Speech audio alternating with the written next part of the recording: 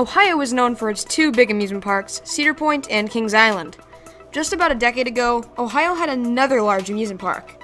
This park was called Geauga Lake. Now an abandoned theme park around a lake was once the largest amusement park in the world. What happened? This is the history of Geauga Lake and why it failed.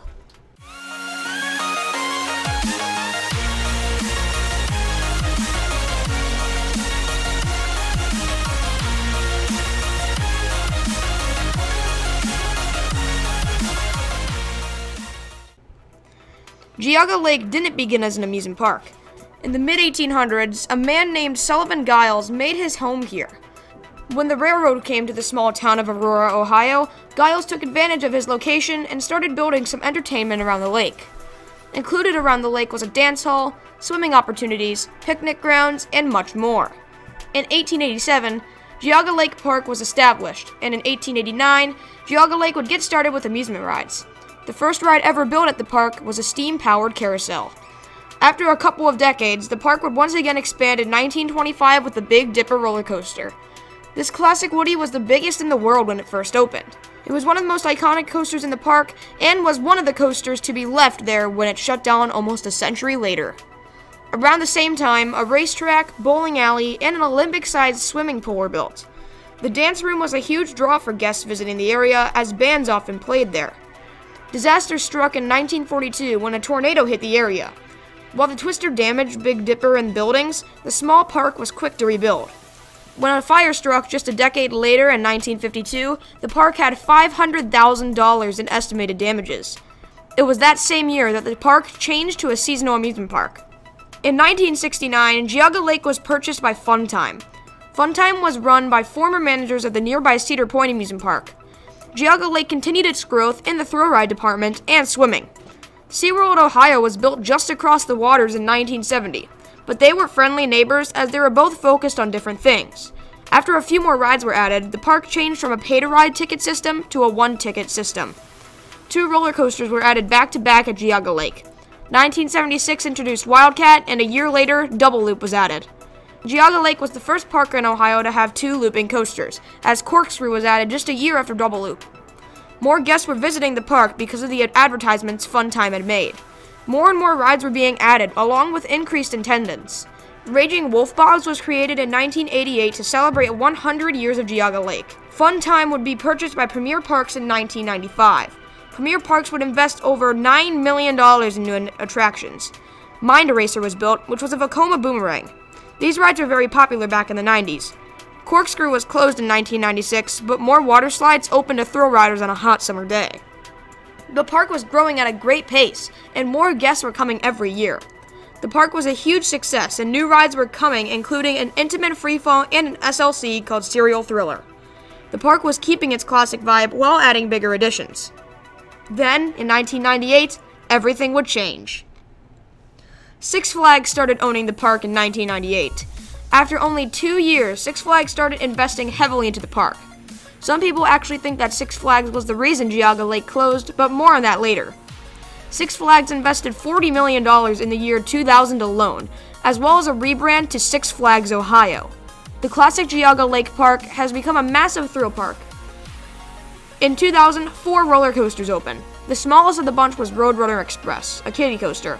Another ride was Villain, which was a large wooden roller coaster. Superman also opened, which was an intimate impulse. Finally, Batman Night Flight opened as a massive B&M floorless coaster. A new wave pool was built, and the old wave pool was replaced with a new kiddie section called Bugs Bunny Boomtown. A problem occurred when the SeaWorld Entertainment Company tried a new style of business model. Instead of focusing on shows, the company wanted to expand into the thrill ride category. The Orlando and San Antonio parks reflected this well. This was an issue for SeaWorld Ohio because the neighbor Geauga Lake was already full of great thrill rides. That winter, Six Flags bought SeaWorld Ohio for $110 million. At this point, Six Flags has created the world's largest amusement park at 700 acres. This new megapark would be titled Six Flags Worlds of Adventure. The side that previously housed SeaWorld would be the wildlife side, and the Geauga Lake side would be known as the Wild Rides and Wild Slides section.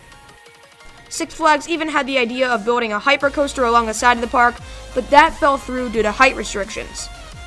A gigantic green coaster opened in 2001. X-Flight was introduced in 2001 as a Vekoma Flying Dutchman on the Wild Ride side. Unfortunately, Six Flags was unprepared for the shocking attendance of these years. In the small town of Aurora, Ohio, there weren't enough hotels or roads for a park this size. Six Flags was asking for a destination park, while the town wasn't made for that. Also, combining two parks into one meant double the problems. With so many people coming in and Six Flags spending all of their money on roller coasters, that meant that cleanliness and operations were awful. People came in and left disappointed. This meant that there was a big decrease in attendance over the next few years. By 2004, the attendance slipped from 2.7 million to 700,000. But in 2004, Cedar Fair, the owners of the nearby Cedar Point, bought the park. When Cedar Fair bought the park, the name was changed from Worlds of Adventure back to Geauga Lake. Six Flags sold the park due to their financial issues. All of the DC theming was removed. The names of the coasters would be changed. Superman would now be known as Steel Venom. Batman would be known as Dominator. Roadrunner Express would now be known as Beaverland Mine Train. Serial Thriller would now be known as Thunderhawk, and Mind Eraser would be changed to Headspin. The SeaWorld side would become a massive water park for the 2005 season, known as Wild Water Kingdom. In 2007, Cedar Fair relocated two of the major coasters. Steel Venom would be relocated to Dorney Park as Voodoo, now known as Possessed, and X-Flight would be relocated to Kings Island as Firehawk, which is now removed. What Cedar Fair attempted to do was to bring the classic vibe back to Geauga Lake, but it did not end well. In September of 2007, Cedar Fair pulled the plug. Geauga Lake would close for good. The coasters would be demolished and sold. Thunderhawk is still operating at Michigan's Adventure under the same name. Dominator is now operating at Kings Dominion. Steel Venom is now Possessed at Dorney Park. Headspin is now the Flying Cobras at Carowinds. Unfortunately, X-Flight is no longer operational as Firehawk closed for goods in 2018. But why did the park fail? Why did Geauga Lake fail is one of the biggest amusement park debates. Basically, everyone has a different opinion, but the main argument was whether it was Cedar Fair or Six Flags. Let's start with the Cedar Fair argument.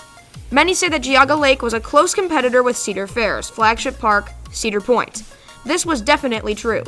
Because Geauga Lake expanded so quickly and had so many great coasters, Cedar Fair was afraid it would take away from the nearby Cedar Point. Geauga Lake was also located near bigger cities, including Akron, Cleveland, and Pittsburgh, while Cedar Point was about an hour outside of Cleveland and Toledo. People often say that Cedar Fair closed down the park on purpose to stop the competition with Cedar Point. Now, let's discuss the Six Flags side. The people arguing that Six Flags destroyed the park say that Six Flags expanded too quickly and weren't ready for the surge of guests. Cedar Fair was trying to save the park and bring it back to its original glory, but it ultimately failed. The damage Six Flags did was too deep to fix. Worlds of Adventures expanded too fast. Six Flags spent all of their cash on rides, so the quality of the park declined. The park then lost most of its original audience and was now full of teens buying the cheap season passes. This is why the attendance declined. Most people came and realized this place was messy and not worth coming back to. Who do you think destroyed Geauga Lake? Leave your thoughts in the comments down below. If you enjoyed, subscribe and hit the like button. Email me if you have questions or concerns, and I hope you all have a great rest of your day.